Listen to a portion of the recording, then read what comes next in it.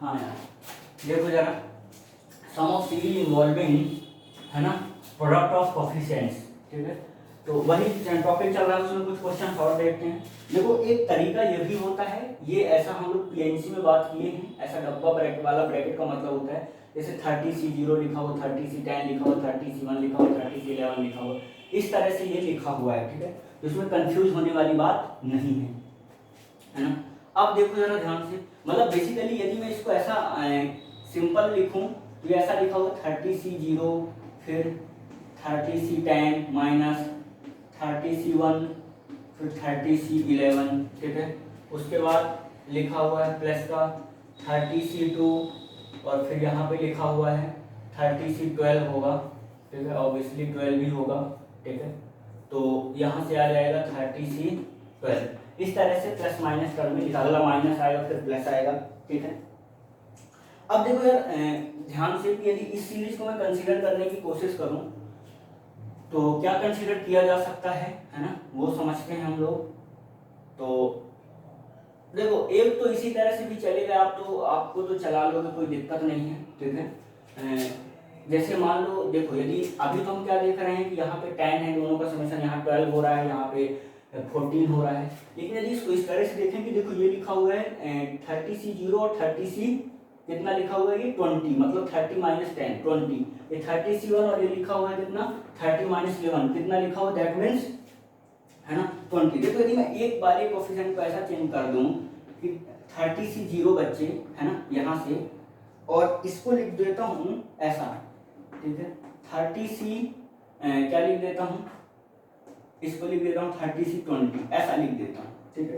तो हो क्या रहा है कि यहाँ पे ऐसा हो जाएगा, इधर आ जाओ 30C1 और यहाँ पे 30C19 लिख गया, इधर आ जाओ 30C2 और यहाँ पे 30C18 लिख गया। अब इन दोनों का समेशन क्या हो गया, सेम हो गया। यदि समेशन सेम हो गया तो आप क्या कर सकते हो, आप सीरीज, सिंपल सीरीज लिख सकते हो, ठीक है। तो सीरीज क्या लिखना है हमें, एक तो 1 प्लस, देखो अब देखो जरा ध्यान से,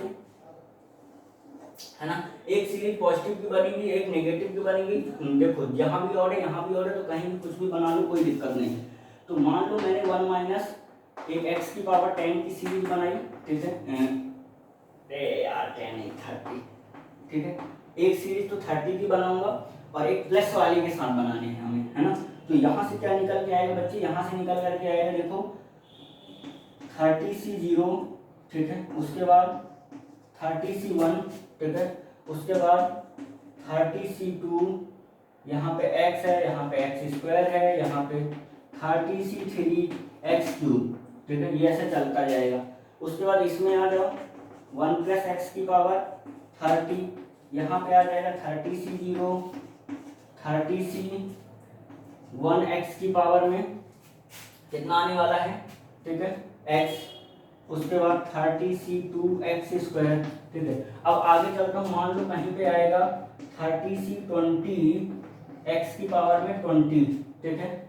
अगला इससे पहले वाला 19 रहा होगा। तो आप सोचो जरा ध्यान से, यदि कल को 30C0 उसका टर्म और 30C20 इसका टर्म मिलेगा तो x की पावर 20 का कोफिशिएंट देने वाला है। अगला टर्म की बात करता हूँ मैं, यहाँ पे 30C1 के साथ x लिखा हुआ है, यहाँ पे 13C19 के साथ x की पावर 19 लिखा हुआ, मतलब ओवरऑल ये कोफिशिएंट किसका पूछ रहा है, इन दोनों के मल्टीप्लिकेशन में x की पावर 20 का कोफिशिएंट पूछ रहा है। तो क्वेश्चन कन्वर्ट हो गया बच्चों, फाइंड द, है ना, कोफिशिएंट ऑफ x की पावर 20 इन 1 माइनस एक्स की पावर 30 इंटू 1 प्लस एक्स की पावर में 30, दैट मीन्स हो जाएगा 1 माइनस x² की पावर में 30। इसमें कोफिशिएंट चाहिए 20 का, 20 का कोफिशिएंट चाहिए तो डायरेक्ट आप लोगों ने सीखा है अभी n/2 हो जाएगा, ठीक है। तो n/2 मतलब 1 की पावर में n/2, n/2 मतलब बच्चे x की पावर यदि n चाहिए होगा तो n/2 मतलब 10 चाहिए, n 30C आप डायरेक्ट लिख दोगे, यहाँ पे जो भी चाहिए होगा इसका हाफ आएगा तभी हो पाएगा, मतलब 10, यहाँ पे आ जाएगा इसका स्क्वायर, ठीक है, माइनस इसी के लिए लिया था, माइनस यहाँ पर ले लिया तो बात खत्म हो गई, ठीक है। तो यहाँ पे 30C 10 आ जाएगा, ठीक है। ये x की पावर 20 का कोफिशिएंट। तो देखो ऐसा सारा क्वेश्चन है, पिछले बार 2019 में जेई में पूछा हुआ क्वेश्चन है, ठीक है। मतलब मेंस का ही है, इतना सारा क्वेश्चन है मेंस 2019, ठीक है। तो ऐसे सारे सारे क्वेश्चन भी पूछ लेता है, और इससे पहले एडवांस का भी पूछा था, ठीक है, लेकिन 19 में मेंस ने रिपीट किया है। अब देखो जो दूसरा है, और दूसरा और इम्पोर्टेंट क्वेश्चन, ऐसा भी हम समझते हैं इस क्वेश्चन को,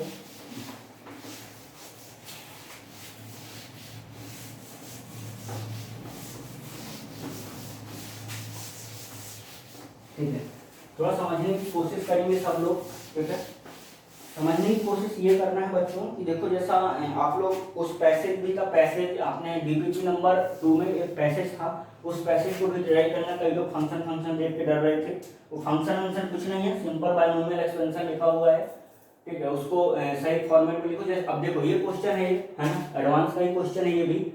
तो इसमें क्या करना है बच्चों, सिंपल सी बात, जब ऐसा टर्म आ जाए तो सबसे पहले जब सब कुछ के और एन के टर्म लिखा, सबसे पहले इसका आरएफ टर्म लिखो कि आरएफ टर्म क्या कह रहा है। तो आरएफ टर्म की मैं बात करूं बच्चों, तो देखो जरा ध्यान से कि जब भी मतलब मैं इधर चल रहा हूं तो फर्स्ट सेकंड है, ठीक है।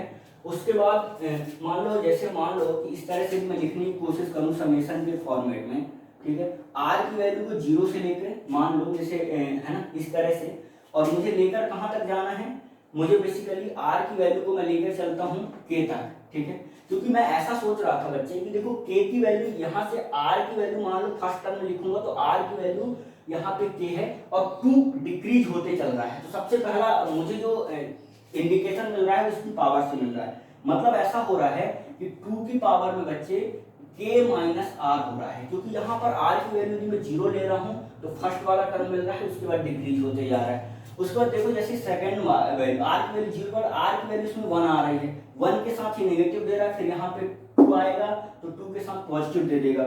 मतलब ये देख पा रहा हूँ मैं कि -1 जो है इसकी पावर में भी आर है, ठीक है। उससे मुझे ये पता लग रहा है कि जब कल को लास्ट में आर की वैल्यू के तक पहुंचेगी तो ये -1 की पावर के पहुंच जाने वाला है।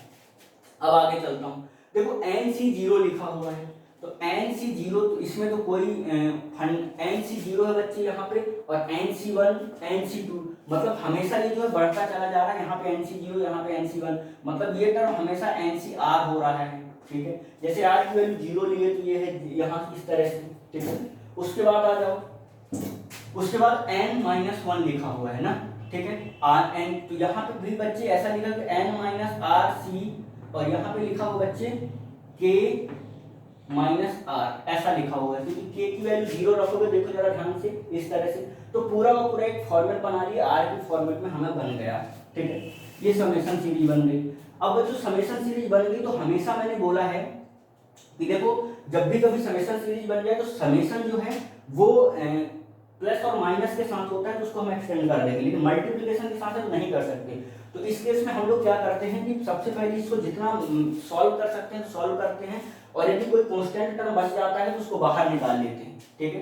तो सबसे पहली बात ये कि यदि ये जो सिनेरियो लिखा हुआ है इसको एक बार के लिए मैं सॉल्व करने की थोड़ा कोशिश करता हूँ, देखते हैं क्या लिखा हुआ है। ये लिखा हुआ बच्चे n फैक्टोरियल अपॉन में, ठीक, देखो जरा ध्यान से, n माइनस आर फैक्टोरियल, और यहां से लिखा हुआ है r फैक्टोरियल, ठीक है। उसके बाद इधर आ जाओ, इधर लिखा हुआ बच्चे n minus R factorial upon में, ठीक है, n minus R minus of के माइनस आर, मतलब ये बच गया क्या, n माइनस आर फैक्टोरियल, ठीक है। और बेसिकली यहां से क्या बच गया, k माइनस आर फैक्टोरियल, ऐसा बच गया है ये। तो यहां से मैं देख पा रहा हूं, देखो ये वाला टर्म कैंसिल हो गया, ठीक है। दूसरी बात बच्चों और क्या कैंसिल हो गया है ना, के हमारा यहाँ पे कांस्टेंट ही है, ठीक है, वेरिएबल आर हो रहा है, तो आर पे ध्यान देना है हमें, ठीक है। तो एक चीज देखो जरा ध्यान से, ठीक है, यहां से क्या मिल रहा है मुझे, n माइनस आर के माइनस आर, तो यहाँ पे बच्चे के होगा, ठीक है। तो यार देखो n फैक्टोरियल अपॉन के माइनस n फैक्टोरियल लिखा हुआ है, तो सोच के देखो जरा ध्यान से कि यदि इस बात को आप लोग ऐसे लिख दिए कि k फैक्टोरियल से मल्टीप्लाई कर दिए, डिवाइड भी कर दिए, और n माइनस k फैक्टोरियल को इधर बुलाए, उसके बाद बच्चों k फैक्टोरियल से ऊपर मल्टीप्लाई भी कर दिए और आर फैक्टोरियल और के माइनस आर फैक्टोरियल लिख दिए। तो यहाँ से क्या दिख रहा है मुझे, यहाँ से मुझे ये दिख रहा है कि ये जो लिखा हुआ है ये लिखा हुआ है एन सी के, ठीक है। और एन सी के बच्चे एन भी कांस्टेंट है और के भी कांस्टेंट है, तो एन सी के को मैं बाहर निकाल लिया, ठीक है। यहाँ से बच्चे एन सी के हमारा बाहर आ चुका है, मतलब एन सी के ये बन चुका है। और यहाँ पे लिख गया है के सी आर, कोई देख के बताओ मुझे जल्दी, के सी आर ही लिखा हुआ है क्या? बिल्कुल। अब देखो आगे चलते हैं, है ना, इसमें आते हैं। ये बेसिकली अब इस पे आते हैं कि ये लिखा क्या हुआ है। हमारी जो समेशन सीरीज थी इसकी बात करें यदि हम, तो देखो एन सी के, मैं तो इसको भाई साहब अब बाहर बुला लिया, एन सी के को डायरेक्ट बाहर बुलाया और समेशन के साथ में अंदर लेकर आया, तो -1 की पावर में आर, ठीक है। यहां से हो जाएगा 2 की पावर में, ठीक है, के माइनस आर, -1 की पावर में आर, और 2 की पावर में यहां से मेरे पास आ जाएगा क्या, देखो के माइनस आर, और यहां से क्या लिखा हुआ है, ये लिखा हुआ बच्चे के सी आर, ठीक है। अब देखो जरा कुछ ही चमक रहा है क्या किसी को, है ना, सोच के देखो, ये लिखा हुआ है देखो -1 की पावर में आर, 2 की पावर में के माइनस आर, सी के सी आर, और यहां से बच्चों यहां से क्या लिखा हुआ है 1 की पावर में आर, ऐसा लिखे, ठीक है। तो कोई मुझे बताएगा ये क्या लिखा हुआ है, ये लिखा हुआ, जरा सोचो ध्यान से कि ये लिखा हुआ है जी x -1 लिखा होता, x -1 लिखा होता, तो उसमें x की x माइनस, ऐसा मैं बोल रहा हूं, यदि बच्चों ये लिखा होता x -1 की पावर में k का एक्सपेंशन, तो इसको क्या लिखते हैं हम लोग, के सी आर, के की पावर x की पावर में k माइनस आर और -1 की पावर में r, वो सेम प्रोसीजर यहाँ लिखा हुआ है। x की जगह कितना लिखा हुआ है 2, तो ये आ जाएगा बच्चों 2 - 1 की पावर में k, और n c k यहाँ पे लिखा हुआ है, तो n c k ये आएगा, ये कितना आ जाएगा 1, ये वैल्यू हो गई 1। यही शायद हमें ये प्रूफ करना था, ठीक है। तो ये ऐसा सब्जेक्टिव पैटर्न में कभी पूछा गया था क्वेश्चन, और उसके बाद फिर इसको ऑब्जेक्टिव पैटर्न में ही कन्वर्ट करके पूछा है। ऐसा ही क्वेश्चन हमारे उसमें सीट में भी है, मैच द कॉलम वगैरह में, ठीक है। तो उसको आप लोग अटेम्प्ट कर लेना।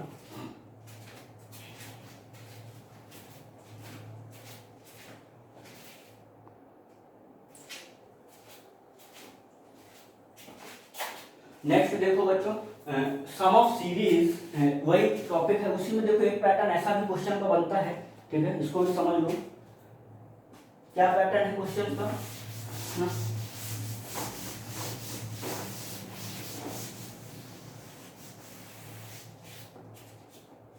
इस पैटर्न को यदि समझोगे बच्चों, तो पैटर्न को समझने पे क्या दिख रहा है हमें, ये कुछ इस तरह का लिखा हुआ है। आप देखो जरा ध्यान से, है ना, NC0, NC1, NC2 और NCN, ये तो सही है, लेकिन दिक्कत इसके साथ है।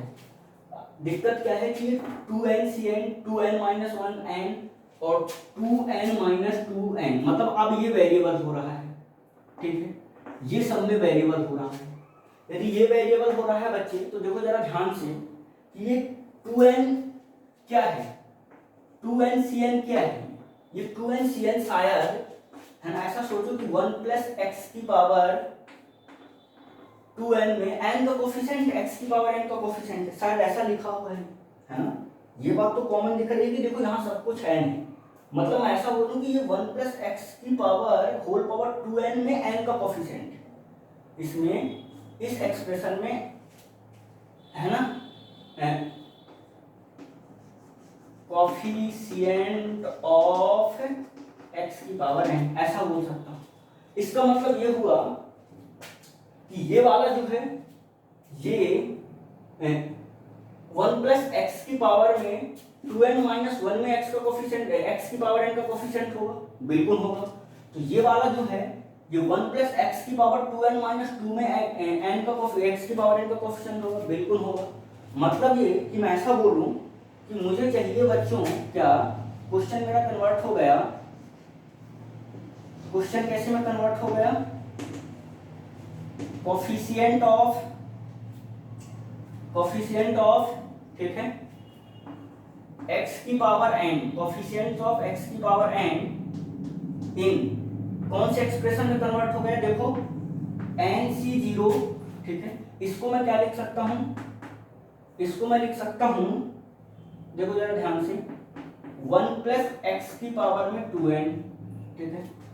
उसके बाद आगे चलते हैं हम लोग, माइनस के साथ ही है, NC0 1 प्लस एक्स की पावर में 2n माइनस 1, आगे चलता हूं मैं, ठीक है। NC2, ठीक है, 1 प्लस एक्स की पावर में 2n माइनस 2, ठीक है। इस तरह से चलते चलते बच्चों लास्ट वाला कोई टर्म पहुंचेगा जहां पर ये n पे डिपेंड करेगा, NCn 1 प्लस एक्स की पावर n में x की पावर n का कोफिशिएंट, x की पावर n का कोफिशिएंट, ये पूरा का पूरा होल एक्सप्रेशन कन्वर्ट हो चुका है, ठीक है। देखो यहाँ पे x की power 2n, 2n minus 1, 2n minus 2, चलते चलते 1 प्लस एक्स की पावर n तक पहुंच गया। तो मुझे ये दिख रहा है कि 1 प्लस एक्स की पावर n सबसे स्मॉलेस्ट है, ठीक है। तो शायद इसको मैं कॉमन निकाल सकता हूँ, है ना। तो बच्चों यदि मैं इसको कॉमन निकालता हूँ तो 1 प्लस एक्स की पावर n को मैं कॉमन ले लिया, ठीक है। तो बच क्या गया, देखो जरा ध्यान से, NC0 1 प्लस एक्स की पावर में n, ठीक है। उसके बाद क्या बच गया, NC1 1 प्लस एक्स की पावर में n माइनस 1, ठीक है। उसके बाद क्या बच गया, NC2 1 प्लस n माइनस 2, ऐसा कुछ बचने लग गया ये, ठीक है। ये चलता चला जाएगा। यहां से आप क्या सोच सकते हो बच्चों, देखो जरा ध्यान से, है ना। हम लोग क्या लिखते हैं, यदि हमारे पास ऐसा हो 1x प्लस एक्स माइनस 1 की पावर n का एक्सपेंशन, तो NC0 x की पावर n और इसकी पावर 0, उसके बाद NC1, ठीक है, 1 प्लस एक्स की पावर n माइनस 1 और माइनस 1, ठीक है। उसी तरह ये उसी तर्ज में यदि इसको देखोगे तो बच्चों ये लिखा हुआ है, क्या लिखा हुआ है, ठीक है, ये लिखा हुआ है, अब x की जगह वहां पे 1 प्लस एक्स है, माइनस का 1 और इसकी पावर में n, ये इसका एक्सपेंशन लिखा हुआ है ये। तो यहां से तो ये गायब ही हो चुका है, ठीक है। तो बच क्या गया, 1 प्लस एक्स की पावर, ठीक है। तो यहां से पूरा का पूरा टर्म ये बन चुका है, ठीक है, ये अलग केस है। तो इसका अगला स्टेप यहां से लिखोगे तो 1 प्लस एक्स की पावर n तो इधर था, इधर आ गया x की पावर में n। अब मुझे चाहिए क्या था, कोफिशिएंट ऑफ x की पावर n चाहिए था इस पूरे एक्सपेंशन में।